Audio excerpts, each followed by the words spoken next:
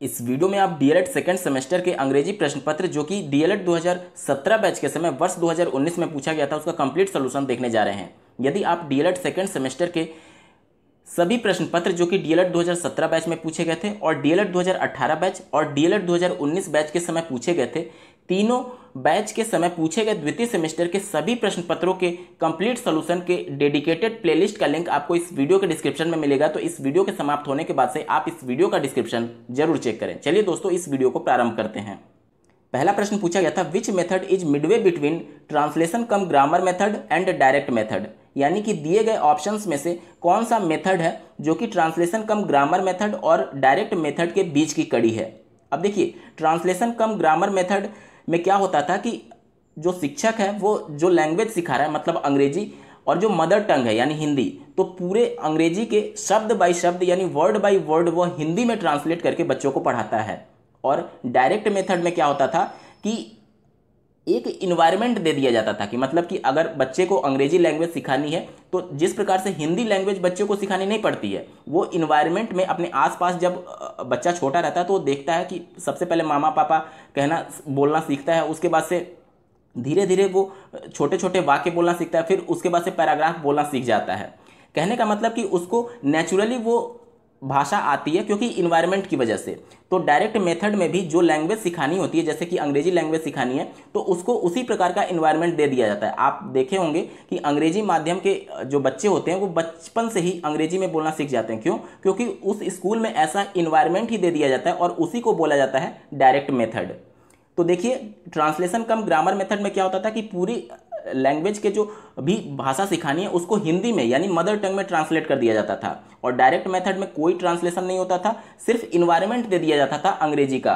तो इसके बीच की कड़ी क्या होगी? बाइलिंगुअल मेथड इसका उत्तर होगा। क्यों?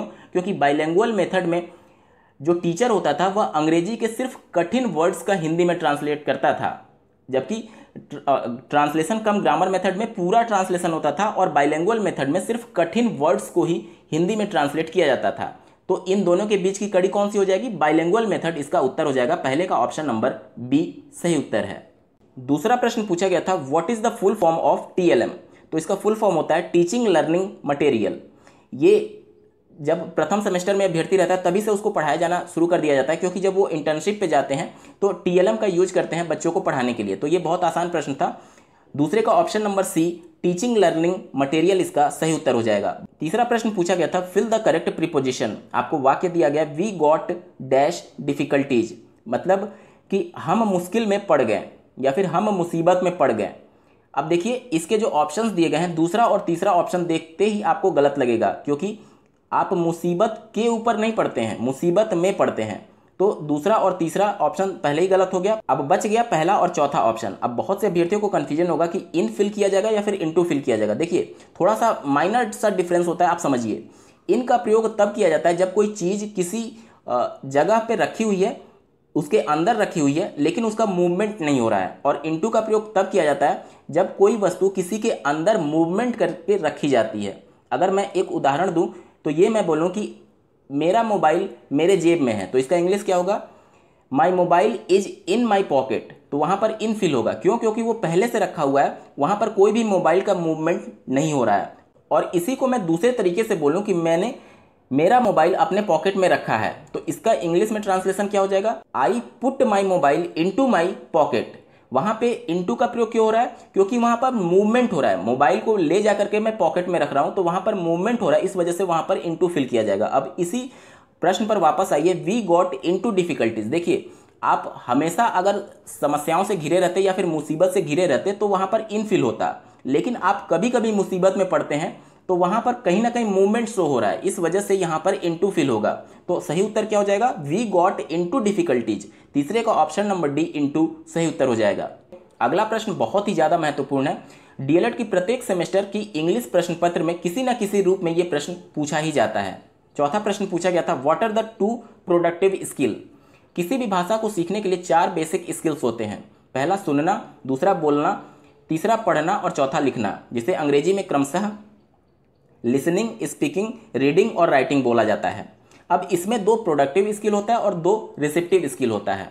कंफ्यूजन अभ्यर्थियों को हमेशा बना रहता है, इसको आप ट्रिक से समझिए। देखिए, प्रोडक्टिव को जब आप प्रोनाउंस करेंगे तो आपको एक वर्ड मिलेगा प्रोड्यूस।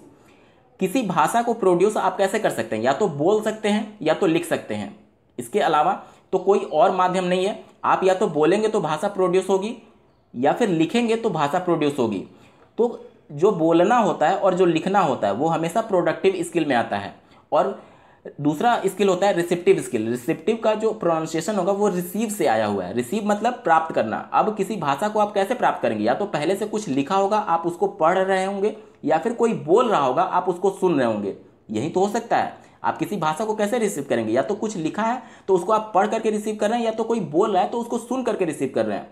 तो जो पढ़ना यानी कि रीडिंग और सुनना यानी कि लिसनिंग होता है वो आपका रिसेप्टिव स्किल में आता है। प्रश्न में आपसे पूछा गया था प्रोडक्टिव स्किल। प्रोडक्टिव कैसे प्रोड्यूस कर रहे थे आप, या तो बोल करके या तो लिख करके, यानी कि स्पीकिंग एंड राइटिंग स्किल इसका सही उत्तर हो जाएगा प्रोडक्टिव स्किल का। चौथे का option number B speaking skill and writing skill सही उत्तर है।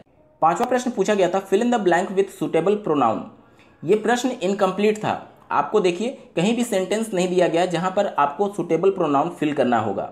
तो ये प्रश्न इनकम्प्लीट होने की वजह से आयोग की तरफ से इसके सभी अभ्यर्थियों को 1 नंबर कॉमन दिया गया था, क्योंकि प्रश्न ही कंप्लीट नहीं था। बात करेंगे अति लघु उत्तरीय प्रश्नों की। छठा प्रश्न पूछा गया था change the following into direct speech. यहां पर प्रश्न को थोड़ा सा उल्टा कर दिया गया। देखिए जनरली प्रश्न में डायरेक्ट स्पीच दिया गया रहता है और इनडायरेक्ट स्पीच पूछा जाता है, लेकिन यहां पर प्रश्न में आपको इनडायरेक्ट स्पीच दिया गया और डायरेक्ट स्पीच आपसे पूछा जा रहा है। सेंटेंस आपको दिया गया Ashok told Raman that he could speak English. देखिए यहां पर सबसे पहले जो टोल्ड है उसको आपको हटाना होगा, तो हो जाएगा अशोक सेड टू रमन, उसके बाद से दैट हट जाएगा, फिर कॉमा लग जाएगा, फिर डबल इन्वर्टेड कॉमा ओपन हो जाएगा, और ही जो है वो सब्जेक्ट के अनुसार, सब्जेक्ट क्या है अशोक है, यहां पर अशोक बोल रहा है तो ही हट करके आई हो जाएगा, आई और कुड हट करके कैन हो जाएगा, तो हो जाएगा आई कैन स्पीक इंग्लिश। पूरा सेंटेंस आपका बन जाएगा Ashok said to Raman comma inverted comma open I can speak English. बात करेंगे सातवें प्रश्न की change the following into active voice. ये भी प्रश्न को उल्टा किया गया है। जनरली एक्टिव वॉइस दिया गया रहता है और पैसिव वॉइस पूछा जाता है, लेकिन यहाँ पर पैसिव वॉइस दिया गया और आपसे एक्टिव वॉइस की बात की जा रही है। सेंटेंस दिया गया my book was stolen by him. अब जब आप इसको एक्टिव वॉइस में कन्वर्ट करेंगे तो जो ऑब्जेक्ट है उसको आपको सब्जेक्ट बनाना पड़ेगा। ऑब्जेक्ट क्या है, हिम है, तो इसके अनुसार सब्जेक्ट क्या हो जाएगा, ही हो जाएगा। ठीक है, उसके बाद से देखिए इस वाक्य को जब आप पढ़ेंगे तो वाज का प्रयोग किया गया है, यानी कि जब इसको एक्टिव वॉइस में आप कन्वर्ट करेंगे तो वर्ब की सेकंड फॉर्म यानी पास्ट इंडेफिनिट टेंस में ये बनेगा और वर्ब की सेकंड फॉर्म का प्रयोग किया जाएगा। देखिए स्टोलन यूज किया गया, इसका जो सेकंड फॉर्म होता है वो स्टोल होता है। ठीक है, तो सब्जेक्ट आपका ही हो गया, उसके बाद से वर्ब आपका लगेगा, वर्ब की सेकंड फॉर्म स्टोल हो गया, और उसके बाद से ऑब्जेक्ट आपको लगाना होगा। अब इसमें जो सब्जेक्ट है माई बुक उसको आप ऑब्जेक्ट बनाएंगे तो क्या हो जाएगा, ही स्टोल माई बुक। आपका पूरा सेंटेंस बनेगा एक्टिव वॉइस में ही स्टोल माई बुक। बात करेंगे आठवें प्रश्न की fill in the blanks. Sentence आपको दिया गया he is dash slow to win the race, तो इसमें आपको फिल करना होगा TOO टू। टू का मतलब होता है कि किसी भी चीज की अधिकता, यानी कि इस सेंटेंस को जब आप पढ़ेंगे he is too slow to win, यानी कि वह इतना ज्यादा स्लो है, इतना ज्यादा धीमा है कि रेस नहीं जीत सकता, या फिर वह इतना धीमा है रेस जीतने के लिए, इस प्रकार से इसका अर्थ निकाला जाता है। तो इसमें आपको क्या फिल करना पड़ेगा, TOO too, he is too slow to win the race. नवा प्रश्न पूछा गया था superlative degree of red is. Generally किसी वर्ड में अगर ER जोड़ दिया जाता है तो पॉजिटिव डिग्री से वो कंपैरेटिव डिग्री में कन्वर्ट हो जाता है, और पॉजिटिव डिग्री के वर्ड में अगर EST जोड़ दिया जाता है तो वह सुपरलेटिव डिग्री में कन्वर्ट हो जाता है। 9वें प्रश्न में सुपरलेटिव डिग्री रेड का पूछा गया था। यहां पर देखिए ऑप्शन नंबर C और ऑप्शन नंबर A दोनों में EST जोड़ा गया है। अब इन दोनों में सही कौन सा होगा, देखिए ऑप्शन नंबर 1 रेडेस्ट इसका सही उत्तर होगा, क्योंकि C वाले ऑप्शन में देखिए रेडेस्ट के पहले मोस्ट लगाया गया। कई वर्ड्स ऐसे होते हैं जिसमें EST नहीं जोड़ा जाता है, बल्कि उसके पहले सुपरलेटिव में मोस्ट और कंपैरेटिव में मोर जोड़ करके क्रमशः सुपरलेटिव और कंपैरेटिव डिग्री में कन्वर्ट किया जाता है। लेकिन यहाँ पर दोनों नहीं जुड़ेगा, मोस्ट भी और EST भी नहीं जुड़ेगा, इस वजह से C वाला ऑप्शन गलत है। तो रेड का जो सुपरलेटिव डिग्री होगा वो रेडेस्ट होगा, ऑप्शन नंबर 1 इसका सही उत्तर है। बात करेंगे 10वें प्रश्न की change the following into negative sentence. आपको एक सेंटेंस दिया गया I was speaking to somebody. यहाँ पर देखिए वॉज के साथ वर्ब की आईएनजी फॉर्म का यूज किया गया, यानी कि ये पास्ट कॉन्टिन्यूअस टेंस है। जब आप इसे नेगेटिव में कन्वर्ट करेंगे तो हो जाएगा I was not speaking to anybody. देखिए समबडी जो यूज होता है वो पॉजिटिव सेंस में यूज किया जाता है, और जब एनीबडी यूज करेंगे तो वो नकारात्मक सेंस यानी निगेटिव सेंस में यूज किया जाता है। इसका अर्थ ये बनेगा कि I was speaking to somebody, मतलब मैं किसी से बात कर रहा था। और अगर निगेटिव में आप इसको कन्वर्ट करेंगे तो हो जाएगा I was not speaking to anybody, मतलब मैं किसी से भी बात नहीं कर रहा था। तो 10वें का कंप्लीट उत्तर हो जाएगा I was not speaking to anybody. 11वां प्रश्न पूछा गया था change the following into positive degree. आपको यहां पर वाक्य दिया गया Pawan is one of the most intelligent boy. इसका हिंदी मीनिंग ये हुआ कि पवन सबसे बुद्धिमान लड़कों में से एक है। अब यहाँ पर ये जो वाक्य है ये सुपरलेटिव डिग्री में दिया गया। आप कैसे पहचानेंगे, तो देखिए इंटेलिजेंट के पहले मोस्ट लिखा गया है। मोस्ट हमेशा सुपरलेटिव डिग्री में यूज किया जाता है। अगर यहाँ पर मोस्ट के जगह मोर लिखा गया रहता तो ये कंपैरेटिव डिग्री में होता। अब सुपरलेटिव डिग्री से पॉजिटिव डिग्री में आपको कन्वर्ट करना है। सुपरलेटिव डिग्री में हिंदी में इसका अर्थ क्या बन रहा था, पवन सबसे ज़्यादा बुद्धिमान लड़कों में से एक है। अब जब पॉजिटिव डिग्री में आप इसको कन्वर्ट करेंगे तो हिंदी में उसका अर्थ बनेगा कि बहुत कम लड़के पवन के इतना बुद्धिमान है। तो इसको अंग्रेजी में कैसे बनाएंगे, very few boy is as intelligent as Pawan. आप एक बार फिर से उत्तर सुन लीजिए, आपका उत्तर होगा very few boy is as intelligent as Pawan. बात करेंगे लघुत्तरीय प्रश्नों की। 12वां प्रश्न पूछा गया था define noun and it's type with example. तो नाउन की परिभाषा आप लिख सकते हैं noun is the name of person place और थिंग। ये बचपन से आप पढ़ते आ रहे हैं। और इसके टाइप्स की अगर बात की जाए तो पहला होता है common noun. Common noun is a noun that refers to a people और थिंग इन जनरल। मतलब अगर मैं बात करूं बॉय, कंट्री, ब्रिज, सिटी, तो ये सभी कॉमन नाउन के उदाहरण हैं। दूसरा नाउन का प्रकार होता है proper noun. A proper noun is a name that identifies a particular person place और थिंग। मतलब किसी व्यक्ति विशेष का मैं नाम लूँ कि जैसे राहुल, तो वो कंफर्म है कि राहुल की बात हो रही है। लेकिन अगर मैं लड़का बोलूँ तो यहाँ पे कंफर्म नहीं है कि किस लड़के की बात हो रही है। तो वो अगर बॉय बोलेंगे तो वो कॉमन नाउन हो जाएगा, या फिर गर्ल बोलेंगे तो वो कॉमन नाउन हो जाएगा। लेकिन अगर मैं राहुल बोलूँ या फिर पिंकी बोलूँ या फिर सीता बोलूँ तो ये सभी प्रॉपर नाउन के उदाहरण हैं, क्योंकि वो पर्टिकुलर किसी पर्सन को आइडेंटिफाई कर रहा है। तीसरा होता है कॉन्क्रीट नाउन। तो इसका डिफिनेशन आप लिख सकते हैं a concrete noun is a noun which refers to people and to things that exist physically and can be seen, touched, smelled, heard and tasted। मतलब कि कॉन्क्रीट नाउन एक ऐसा नाउन है जो कि फिजिकली मतलब भौतिक रूप से उसका अस्तित्व होता है और उसे छुआ जा सकता है, उसको महसूस किया जा सकता है और साथ ही साथ उसको देखा भी जा सकता है। जैसे कि अगर मैं बोलूँ कुत्ता, बिल्डिंग, कॉफ़ी, ट्री, रेन, ये सभी चीज़ें जो हैं वो कॉन्क्रीट नाउन के उदाहरण हैं। चौथा प्रकार आपको लिखना था abstract noun. Abstract noun is a noun which refers to idea, qualities and conditions, things that can not be seen or touched and thing which have no physical reality. मतलब ऐसा चीज़ जिसका कोई भी फिजिकल एग्जिस्टेंस नहीं है, भौतिक रूप से वो मौजूद नहीं है, लेकिन हम उसको ना तो हम उसको देख सकते हैं लेकिन सिर्फ महसूस किया जा सकता है। जैसे अगर मैं बोलूं कि खतरा, तो खतरा को आप छू नहीं सकते, सिर्फ महसूस कर सकते हैं। इसी प्रकार से ट्रूथ मतलब सच्चाई, हैप्पीनेस मतलब खुशी, ये सभी चीज़ें आप छू नहीं सकते, सिर्फ महसूस कर सकते हैं। तो ये कुछ महत्वपूर्ण टाइप्स और उसके एग्जाम्पल आप लिख सकते थे। 13वां प्रश्न पूछा गया था what is the use of audio visual aids, give some example of audio visual ads.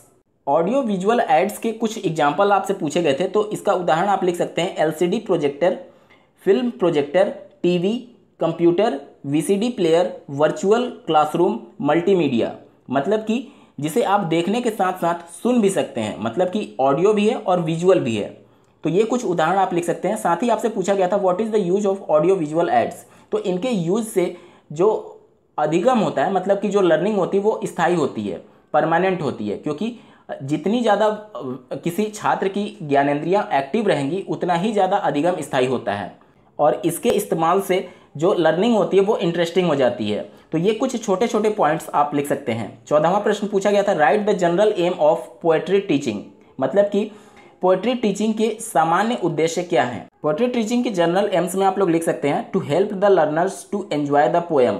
मतलब कि पोएम को महसूस करके उसका आनंद लेने के संदर्भ में पोएट्री टीचिंग कराई जाती है। इसके अलावा to help them to understand the central and the detailed meaning of the poem, मतलब कि उसके केंद्रीय भाव और उसके संपूर्ण अर्थ को समझने के लिए पोएट्री टीचिंग बच्चों को कराई जाती है। इसके अलावा आप लिख सकते हैं to guide the learners in appreciating the idea, the music and the beauty of the language. जैसा कि आपको ज्ञात होगा कि पोएट्री किसी लय में गाया जाता है, तो बच्चों के अंदर संगीत की थोड़ी बहुत समझ और इसके अलावा उसमें नए विचारों की उत्पत्ति को बढ़ावा मिलता है। तो ऐसे छोटे छोटे पॉइंट करके आप इसके जनरल एम को लिख सकते थे। 15वां प्रश्न पूछा गया right the one word for the following expression. पहला पूछा गया था the science of vegetable life, इसका उत्तर हो जाएगा बॉटनी। दूसरा पूछा गया था work without the name of author, तो इसका उत्तर हो जाएगा एनोनिमस। बात करेंगे 16वें प्रश्न की complete the spelling of followings. पहला पूछा गया था ये आर्गुमेंट का स्पेलिंग है ARGUMENT, और इसी में दूसरा पूछा गया था ये अनकाउंटेबल का स्पेलिंग है UNCOUNTABLE। 17वां प्रश्न पूछा गया था write an application to your principal for full fee concession, मतलब आपको अपने प्रधानाध्यापक के पास एक पत्र लिखना है पूरी फीस माफ़ी के संदर्भ में। आप इस प्रकार से एप्लीकेशन के फॉर्मेट में लिख सकते हैं। हालांकि जो मॉडर्न इंग्लिश में एप्लीकेशन लिखने का फॉर्मेट है वो लेफ्ट साइड में ही पूरा लिखा जाता है। यहाँ पर आप देख रहे होंगे रेस्पेक्टेड सर के बाद से जो पैराग्राफ चेंज किया गया, मतलब उसके नीचे लिखा गया है, जबकि जो मॉडर्न इंग्लिश है उसमें मोस्ट रिस्पेक्टफुली आपका रिस्पेक्ट सर जो आर शुरू हो रहा है उसी लाइन से ही शुरू होगा, मतलब हाशिए के बगल से ही पूरा पैराग्राफ शुरू होता है। तो इसको लेकर के कन्फ्यूजन में मत रहिएगा। अगर आप इस फॉर्मेट में भी लिखते हैं तो भी आपको उतना ही नंबर मिलेगा और नए फॉर्मेट में लिखते हैं तो भी उतना ही नंबर मिलेगा। किसी भी फॉर्मेट में नंबर कट नहीं होता है। सबसे पहले आपको अपने प्रधानाध्यापक को संबोधित करना होता है, उसके बाद से एक छोटे से पैराग्राफ में अपनी बातों को रखना होता है कि क्या कुछ समस्या है जिसकी वजह से आप फी पे नहीं कर सकते। देखिए बहुत ज़्यादा आपको लेंदी नहीं लिखना है, 3 से 4 लाइन में ही आपको अपनी बात को रखना है ताकि कॉम्पैक्ट लगे पूरा एप्लीकेशन। और उसके बाद से नीचे आप अपना खुद का परिचय देंगे योर्स फेसफुली करके, लेकिन आप अपना नाम नहीं लिखेंगे, XYZ करके आपको परिचय देना होता है। 18वां प्रश्न पूछा गया था fill in the blank with suitable words given in the bracket. आपको 2 सेंटेंस दिए गए हैं और ब्रैकेट में 2-2 शब्द दिए गए हैं। दोनों शब्द में से एप्रोप्रिएट वर्ड आपको फिल करना है। देखिए पहला पूछा गया he can not dash my offer. पहला जो एक्सेप्ट दिया गया इसका मतलब होता है स्वीकार करना, और दूसरा जो एक्सेप्ट दिया गया उसका मतलब होता है के अलावा। तो देखिए he can not my offer मतलब कि वह मेरा जो ऑफर है, प्रपोजल है, प्रस्ताव है, उसको स्वीकार नहीं कर सकता है। तो यहाँ पर एक्सेप्ट फिल होगा, पहला वाला एक्सेप्ट मतलब स्वीकार नहीं कर सकता, वह मेरा ऑफर स्वीकार नहीं कर सकता है। दूसरा पूछा गया था do not walk dash footed. पहला जो बियर है उसका मतलब होता है भालू, और दूसरा जो बेयर है उसका मतलब होता है नंगा। तो आप देखिए डू नॉट वॉक बेयर मतलब कि बेयर फुटेड मतलब कि नंगे पाँव मत टहलिए। क्या हो जाएगा आपका do not walk barefooted मतलब कि नंगे पाँव मत टहलिए। तो ये पूरा आपका 17 बैच के द्वितीय सेमेस्टर में पूछे गए अंग्रेजी प्रश्न पत्र का कंप्लीट सॉल्यूशन हो गया। आपको ये वीडियो कैसा लगा कमेंट करके जरूर बताइएगा। साथ ही 17 बैच, 18 बैच और 19 बैच के द्वितीय सेमेस्टर के समय पूछे गए सभी सब्जेक्ट्स के कंप्लीट सॉल्यूशन को देखने के लिए इस वीडियो का डिस्क्रिप्शन जरूर चेक करें। आपको तीनों बैच के सभी पेपर के डेडिकेटेड प्लेलिस्ट के लिंक इस वीडियो के डिस्क्रिप्शन में मिलेंगे। इस वीडियो को देखने के लिए आपका बहुत बहुत धन्यवाद। भगवान करे आपका दिन शुभ हो।